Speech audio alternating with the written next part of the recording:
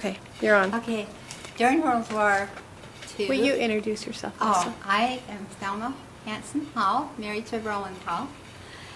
And I was about 14 when two of my favorite cousins were in the Air Force. And one of them, and I lost both of them. They both went. And the way one of them was,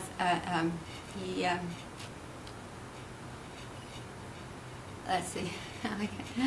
Anyway, he was a pilot, and he was testing a new airplane, and it was in Canada, in eastern Canada, Ontario or somewhere like that. And he had worked for us on the farm, and so I knew him really well, and he was also my practice teacher, and I really looked up to him. And I was probably only about 12 then or something. Yeah, about 12. Anyway, so we weren't that worried about him. We knew he was gone, but he hadn't gone overseas yet. But as he went up in the plane, and as he came down, it blew up.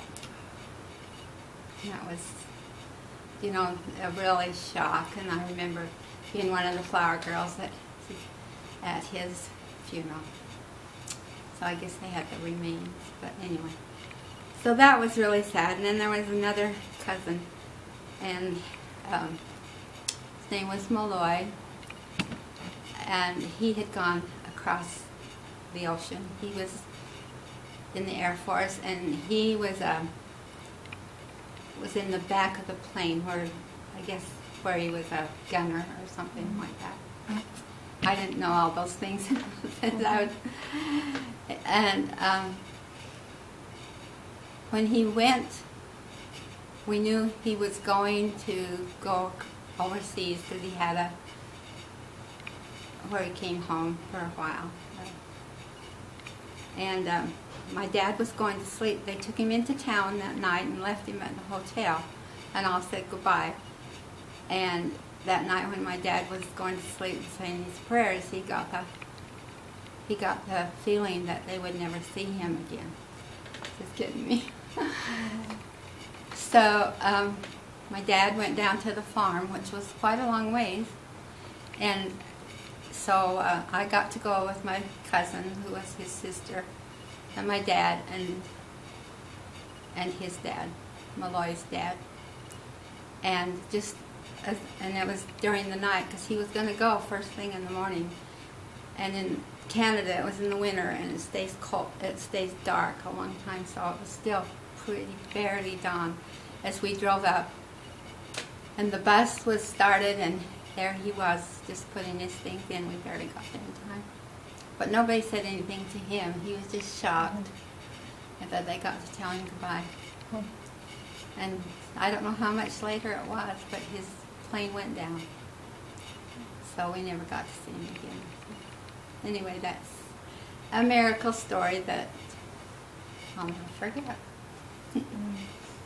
So that's how the war. And then I did have an uncle. We moved to Calgary way and stayed with my aunt. And he was afraid he'd have to go overseas. He was in the Air Force also. And he'd have a thing on his, on the wall, and with the little pins to show where the enemy was, you know, follow it. Mm-hmm. But thank goodness they dropped the bomb before. I mean, they didn't drop a bomb then, but anyway, though, because that was we were Canadian, and that was in Germany. But I never knew anything about Roland then. Yeah. Yeah, he went on a mission, and I went to one of the meetings that they had, because I lived where the temple was in Cardston, and they would come so they could all go to the temple. Yeah. And then they had a special meeting that everybody could go to. And the missionary that was at my house said, "Oh, anybody can go to this meeting," and so I went. I'd been working, but I got off at noon, And I guess right at the end of the meeting, that elder had to go up and lead the singing. Well, somebody came and sat by me and shared his book. Guess who it was? I guess he had had his eye on me. That's awesome. Anyway, that's how we met. But only a handshake, maybe 2 handshakes, and he was gone. I got a letter the next day.